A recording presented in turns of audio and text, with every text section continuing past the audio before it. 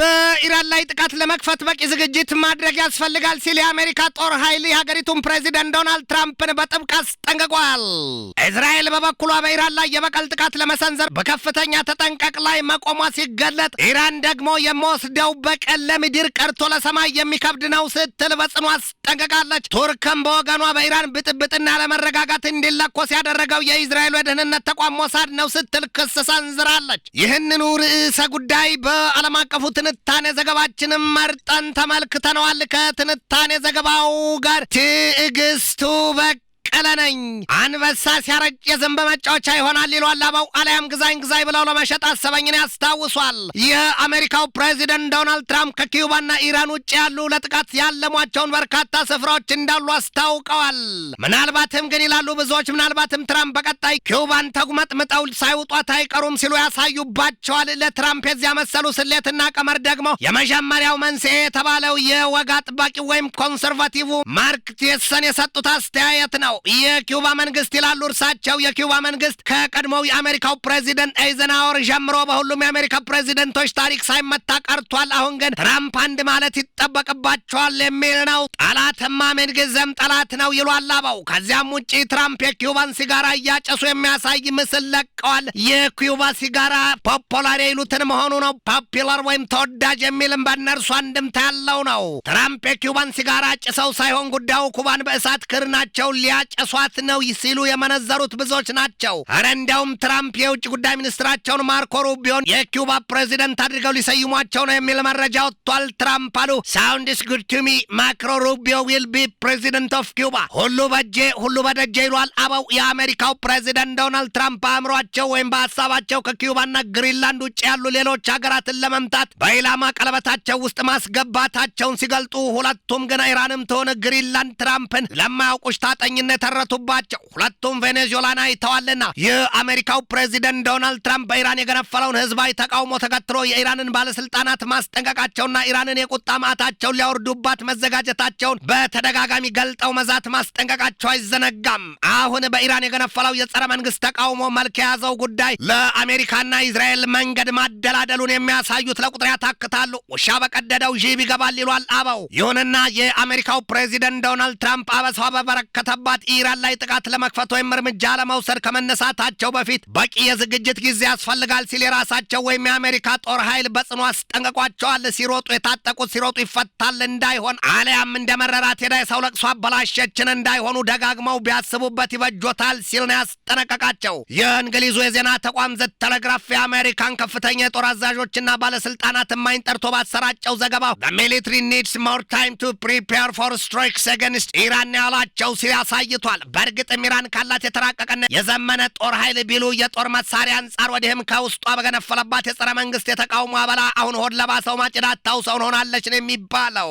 እናም ተጨማሪ የውጭ ትንኮሳ የሚደርስባት ከሆነ ኢራን ያጎረሰችውን ሁሉንም የእሳት አሲድና መርዝ መዘዝ ሁሉ ከነመረቁ ጠላቶች የምትላቸውን የመጋቷ ነገር ሳይታለም የተፈታ ጉዳይ መሆኑን ገላልጠው የሚያስነብቡት ብዙዎች ናቸው። እኔ ከሞቱ ሰርዶ አይብቀል አለች የተባለችውን እንስሳ ብሂል ያስታውሷል። በኢራን 15ኛ ቀኑን ያስቆጠረው ህዝባዊ ቁጣና ተቃውሞ በራሷ በሀገሪቱ አካላት መፍትሄ ሊቀርብለት ይገባል እንጂ በውጭ ጣልቃ ገብ እጆች መቆስቆስ የለበትም የሚሉ ድምጾች ጎልተው እየተሰሙ ነው። ጉዳዩ አጉራሽ መስሎ ገፊ አልባሽ መስሎ ገፋፊን ይሆናል የሚል ነው። ኢራን ያሁሉ ነገር የማይሆን መስሎ ከታያት ደግሞ ቬኔዙዌላን አይደለሁም ስትል ደጋግማ ማስጠንቀቋንም ያስታውሷል። የአሜሪካው ፕሬዚደንት ዶናልድ ትራምፕ በኢራን ላይ የወታደራዊ እርምጃ ለመውሰድ እያመዛዘኑና ለውሳኔ ያደላ ልብ እንዳላቸው የሚያሳዩባቸው ብዙዎች ናቸው። ለዚያም ነው የገዛ ጦር ኃይላቸው ያስጠነቀቃቸው ነው የሚባለው። ትራምፕ በኢራን ላቀዱት የጥቃት ኢላማቸውም የኢራንን መሪዎች ጨምሮ የጸጥታ ኢላማዎች ያውም በተቃውሞ አራማጆቹ ላይ የበረታ ጥቃት የሰነዘሩትን ያማከለ መሆኑ ተገልጧል።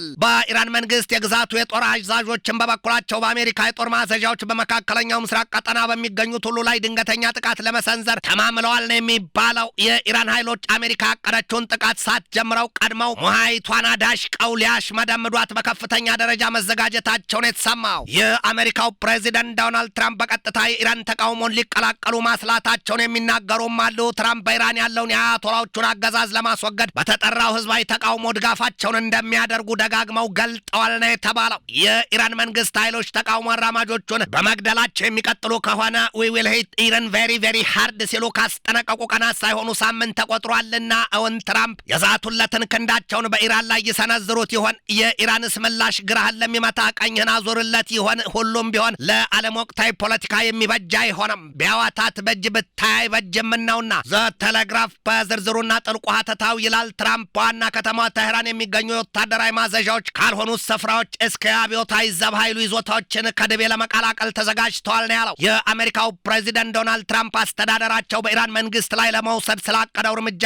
ማብራሪያ ለመስጠት የነገን ማክሰኞ ቀጠሮ መያዙም ነው የተገለጠው። ዘገባውን ያሰራጨው ደግሞ ትናንትና እሁድ አመሻሹን ዘ ዎል ስትሪት ጆርናል ነው። ትራምፕ በማህበራዊ ብዙሃን መገናኛ ገጻቸው ባጋሩት መልእክታቸውም ይህንን ያሉት ኢራን is looking at freedom perhaps like never before the United States of America stands ready to help ኢራን ምን ጊዜ የማይታው ለማታውቀው ነጻነቷ ተዘጋጅታለች። አሜሪካን በዚያ አቋሟ ልትረዳት ተሰናድታለች መሆኑ ነው ባጭሩ። ኢራን በበኩሏ አሁን የዚያን መሰል የውጭ ጣልቃ ገብ እጅና ምላስ አልፈልግም ስትል አንድም ካልደፈረሰ አይጠራምን ሁለትም ጠላት ወዳጅ ላይ ሆና ልለማመጥም ስትል ጥርሷን ነክሳና መሬቱን በጥፍሯ ቆንጥጣ ሐሞቷን አስቆጥታ አይኖቿን አፍጥጣ መቆሟን ታሳያለች። ኢራን በዚህ ወቅት ያልፈራላትና ያላዘነላት የለም የመባሉን ያህል ትንቢትም የተናገሩላት አሉ ነው የሚባለው። ፐርሺያ ዊል ፎል ሲሉ ከፍተኛው የእስራኤል ራባይ በኢራን ላለ አያቶላዎቹ አገዛዝ ውድቀትን ተንበየውለታል ተመኝተውለታል ነው የሚባለው። በጽዮናውያኑ ዓለም ዋናው ራባይ ሸሙኤል ኤልያሁ ከቶራህና ከይሁዳውያኑ ስርዓት እያጣቀሱ ኢራን ትወድቃለች ነው ያሉት። ሰውየው አሉ